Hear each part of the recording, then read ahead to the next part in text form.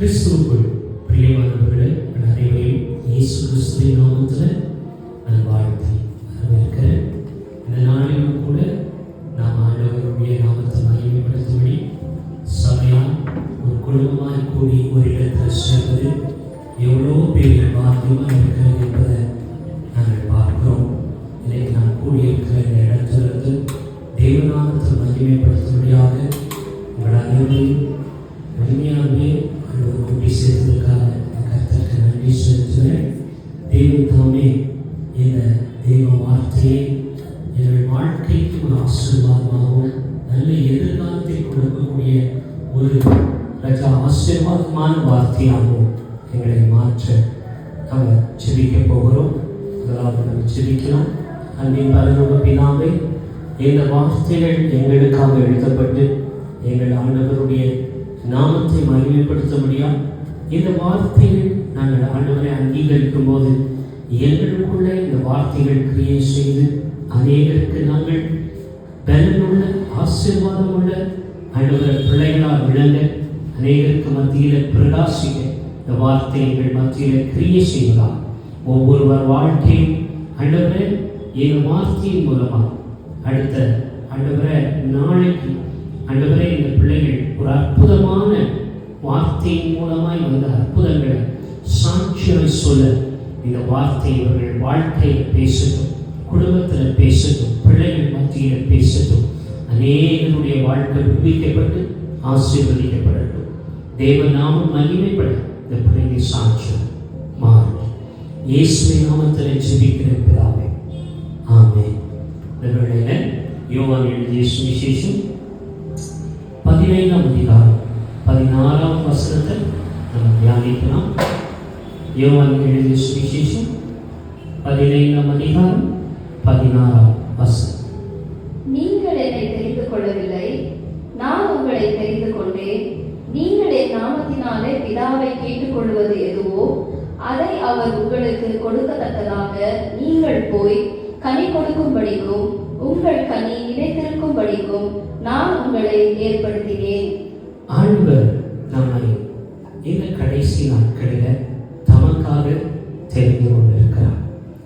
இந்த கடைசி நாளில் நம்ம வாழ்க்கையில் எத்தனையோ இன்னல்கள், பிரச்சனைகள், போராட்டங்கள் இருந்தும் கர்த்தர் ஏன் நம்மை வேறுபிரித்தெடுத்தார், கர்த்தர் ஏன் நம்மை தெரிந்து கொண்டார் என்பதை நாம் பார்க்கும்போது உண்மையாகவே நம்ம வாழ்க்கையில் ஆண்டவர் பெரிய காரியங்களை செய்ய விரும்புகிறார், மாற்றங்களை கொடுக்க விரும்புகிறார்.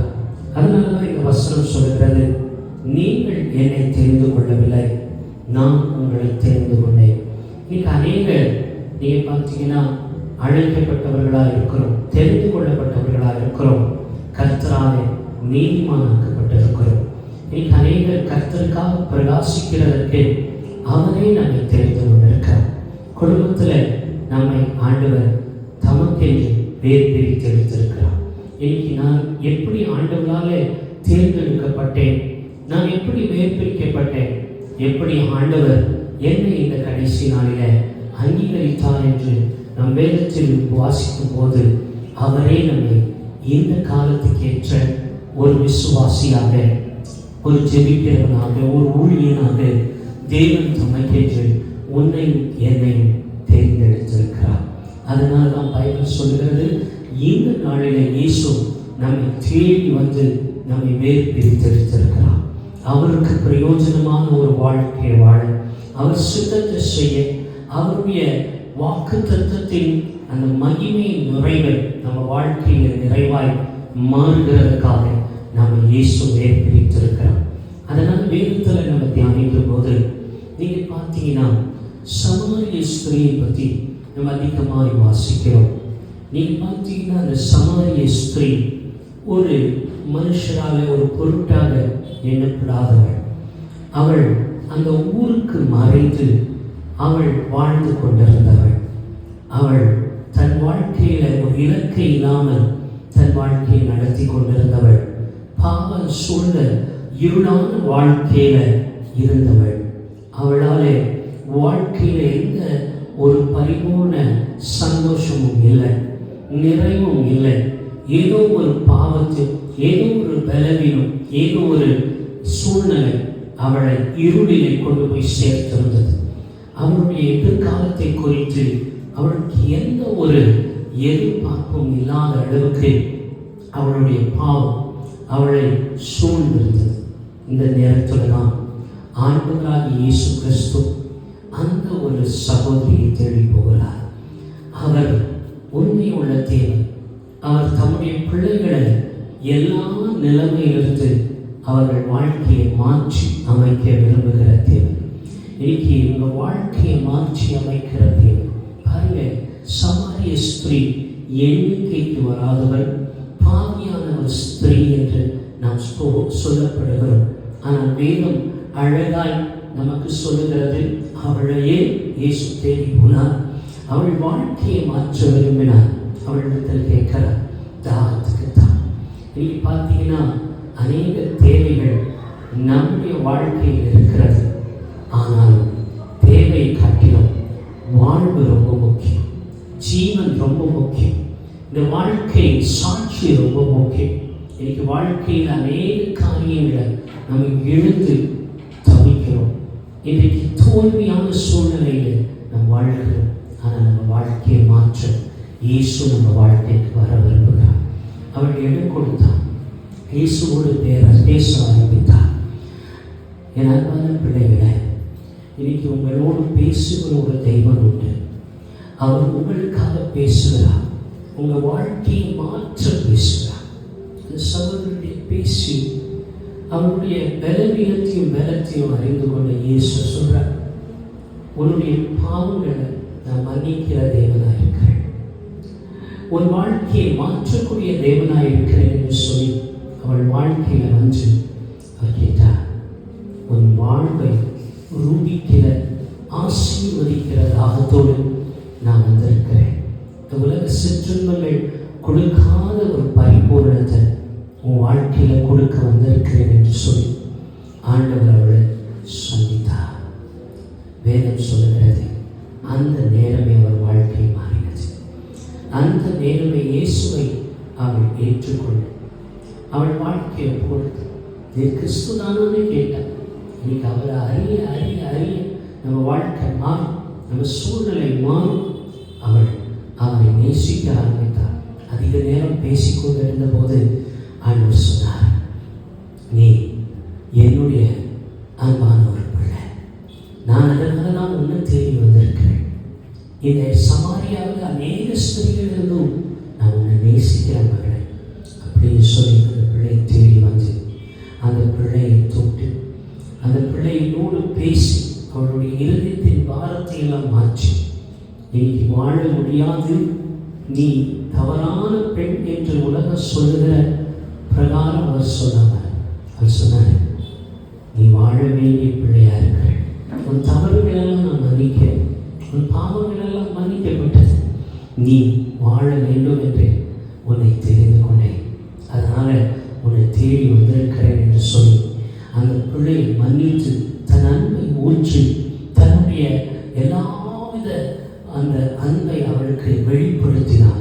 உடனே அவள் இருதயம் மாறினது. தன் நிலைமையை மறந்தால், தன்னுடைய பாவங்களை மறந்தால், ஒரு புதிய வாழ்க்கையை தொடங்கினார். பைபிள் சொல்லப்பட்டிருக்கு, புதிய ஏற்பாடை ஒரு மிஷினரியாக, முதல் மிஷினரியாக இந்த சமாரிய ஸ்திரீ விளங்கினார். அவள் போய் ஊர் ஜனங்களை எல்லாம் போய் பார்த்து பேசினார்.